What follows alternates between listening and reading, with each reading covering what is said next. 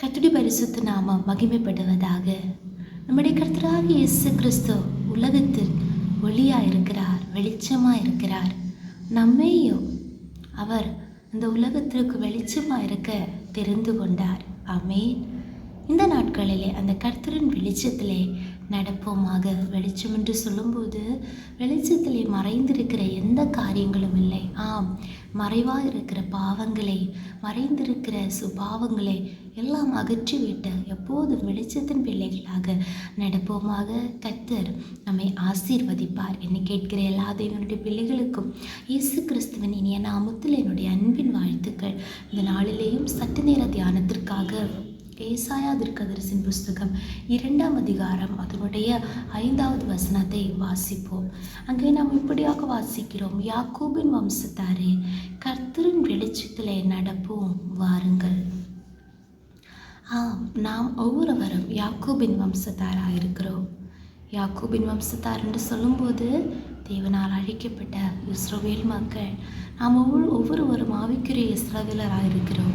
கர்த்தர் இன்றைக்கு நம்மோடு பேசுகிறார். கர்த்தரின் வெளிச்சத்திலே நடப்போமாக. அதற்காக நாம் வர வேண்டுமா?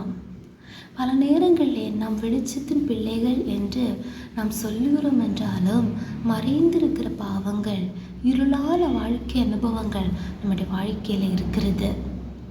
சர்ச்சில் வரும்போது மட்டும் அந்த வெளிச்சத்தின் அனுபவங்கள், வெளியே போகும்போது இருளின் கிரியைகள். அப்படி அல்ல, எப்போதுமே வெளிச்சத்தின் பிள்ளைகளாக நடக்க ஆமென் கர்த்தர் நம்மை குறித்து வாஞ்சிக்கிறார். Praise the Lord.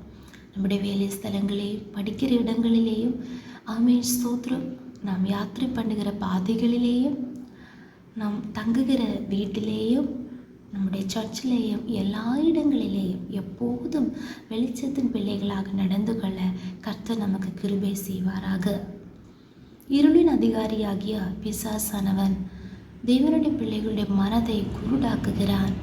அவர்களுடைய இருதயத்தில் இருட்டை விதைக்கிறான். ஆனால் ஆமென் ஸ்தோத்திரம், நாம் ஒவ்வொருவரும் எழும்ப வேண்டும். எழும்பி கர்த்தருக்காக பிரகாசிக்க வேண்டும். பிரகாசிக்க வேண்டுமென்றால் நம்முடைய உள்ளத்திலே வெளிச்சம் புறப்பட வேண்டும். எப்போது வெளிச்சத்தின் பிள்ளைகளாக நாம் மாற வேண்டும். Praise the Lord. வெளிச்சத்திலே நடப்போம் என்று சொல்லும்போது, ஒரு வெளிச்சத்திலே நாம் நடக்கும்போது எல்லா பாதைகளும், எல்லா காரியங்களும் நம்முடைய கண்களுக்கு ஆமென் ஸ்தோத்திரம் வெளியரங்கமாக இருக்கும் அல்லவா? கர்த்தருடைய வெளிச்சத்திலே நாம் நடக்கும்போது கர்த்தர் நமக்கு ஒவ்வொரு நாளும் வழிகாட்டியாக நாம் நடக்க வேண்டிய பாதைகளை காட்டி தருவார். நம்மில் கண்ணை வைத்து அவர் ஆலோசனை சொல்லுவார். எப்படி நடக்க வேண்டும், எப்படி பேச வேண்டும், எப்படி செயல்பட வேண்டும், எல்லாவற்றையும் ஆவியானவர் நமக்கு உணர்த்தி அந்த வெளிச்சத்தின் பாதையிலே நடத்துவார். ஹல்லேலூயா. ஆனால் ஆமென் ஸ்தோத்திரம், இருள் என்று சொல்லும்போது அங்கே இருட்டின் கிரியைகள். அதில் நமக்கு தெரியும், திருடன் வருகிறது, இரவிலே வருகிறான். ஹல்லேலூயா. சில கள்ளங்கள், களவுகள், சில பொய்கள், தேவனுக்கு பிரியமில்லாத காரியங்கள் நடக்கிறது இரவு நேரங்களில். அப்படி என்றால் நம்முடைய வாழ்க்கையிலே இருளுக்கு எந்த ஸ்தானமும் நாம் கொடுக்கக்கூடாது. ஹல்லேலூயா. எப்போது நம்மை பார்த்து கொண்டிருக்கிற ஒரு தேவன் உண்டு. அவருடைய கண்களுக்கு மறைவான எந்த சிருஷ்டியும் இல்லை என்ற எண்ணத்தோடே ஆமென் ஸ்தோத்திரம், நம்முடைய கிரியைகள் வெளியரங்கமாக இருக்க வேண்டும். இருளின் கிரியைகளை நாம் அகற்ற வேண்டும். ஆமென். அப்போஸ்தலனாகிய பவுல் ரோமாபுரியருக்கு எழுதின நிருபத்திலே அங்கே ஒரு வசனம் இப்படியாக நமக்கு வாசிக்க முடியும். ஆமென். ரோமர், பிரைஸ் தி லார்ட், 13ஆம் அதிகாரம் அதனுடைய 12வது வசனம். இரவு சென்று போயிற்று, பகல் சமீபமாயிற்று. ஆகையால் அந்தகாரத்தின் கிரியைகளை நாம் தள்ளிவிட்டு ஒளியின் ஆயுதங்களை தரித்து கொள்ள கிடவோம். அடுத்து நாம் வாசிக்கிறோம். களியாட்டும் வெறியும் வேசித்தனமும் காமவிகாரமும் வாக்குவாதமும் பொறாமையும் உள்ளவர்களாய் நடவாமல் பகலிலே நடக்கிறவர்களைப் போல சீராய் நடக்க கிடவோம். Praise the Lord. ஹல்லேலூயா. தேவனுடைய பிள்ளைகள் என்று நாம் சொல்லுகிற நாம் ஒவ்வொருவரும் பல நேரங்களிலேயே களியாட்டிலேயும் வெறியிலேயும் வேசித்தனம் மற்ற தேவனுக்கு பிரியமில்லாத காரியங்கள், வாக்குவாதங்கள், பொறாமை, இதெல்லாம் இருளின் கிரியைகள் என்று நாம் வாசிக்கிறோம். இப்படி நடவாமல் பகலிலே நடக்கிறவர்களைப் போல சீராய் நடக்க கிடவும். கர்த்தருடைய கர்த்தருடைய வெளிச்சத்தில் நடக்கிறவர்கள் எப்படி நடப்பார்களா? சீராய் நடப்பார்கள். ஹல்லேலூயா. ஆமீன். ஸ்தோத்திரம். ஆவின் கனிகளால் நிரப்பப்பட்டு தேவ ஆவியினால் நடத்தப்பட்டு சீராய் நடக்க இந்த நாட்களிலே ஒப்பு கொடுப்போமாக. கர்த்தருடைய வெளிச்சத்திலே நடப்போமாக. ஹல்லேலூயா. அப்படி என்றால் மட்டும்தான் நமக்கு நித்திய வெளிச்சத்திலே பிரகாசிக்க முடியும். ஹல்லேலூயா. நித்திய வெளிச்சத்திலே பிரவேசிக்க முடியும். அங்கே பரலோக ராஜ்யத்தில் இருள் கிடையாது. எப்போதும் அவன் வெளிச்சமாக இருக்கிறது. கர்த்தரே நமக்கு ஒளியாக இருக்கிறார். ஆட்டுக்குட்டியானவர் நமக்கு வெளிச்சமாக இருக்கிறார் என்று நாம் வாசிக்கிறோம்.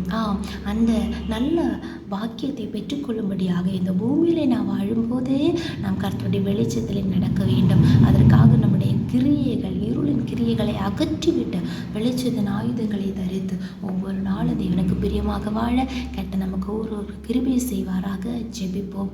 இயேசுப்பா ஸ்தோத்திரம். எங்களை அளவில்லாமல் நேசித்து வழிநடத்துகிற எங்கள் அன்பர் பரலோக பிதாவே, ஆசீர்வதிக்கப்பட்டதான இந்த நாளுக்காக துதிக்கிறோம், ஸ்தோத்திரிக்கிறோம். ஆண்டவரை இருளின் கிரியைகளை அகற்றிவிட்டு தள்ளிவிட்டு அப்போ ஒளியின் ஆயுதங்களை தரித்து கொண்டு பகலின் பிள்ளைகளை போல சீராய் நடக்க, கர்த்தருடைய வெளிச்சத்தில் நடக்க எங்களை முற்றிலுமாக ஒப்பு கொடுக்கிறோம். கர்த்தாவே, எல்லா மறைவான பாவங்களுக்கு, துணிகரமான பாவங்களுக்கு, மறைவான பாவ சிந்தைகளுக்கு விலக்கி கர்த்தாவே ஸ்தோத்திரம், எப்போதும் கர்த்தாவே உடைய கண்களுக்கு முன்பாக அப்போ உமக்கு பிரியமானபடி வாழ அப்பா நீர் கிருபை செய்யும்படியாக ஜெபிக்கிறோம். கர்த்தாவே, பாதையை காட்டி வழியை காட்டி கத்திரங்களை ஜெயமாக நடத்துகிறார்களுக்காக ஸ்தோத்திரம்.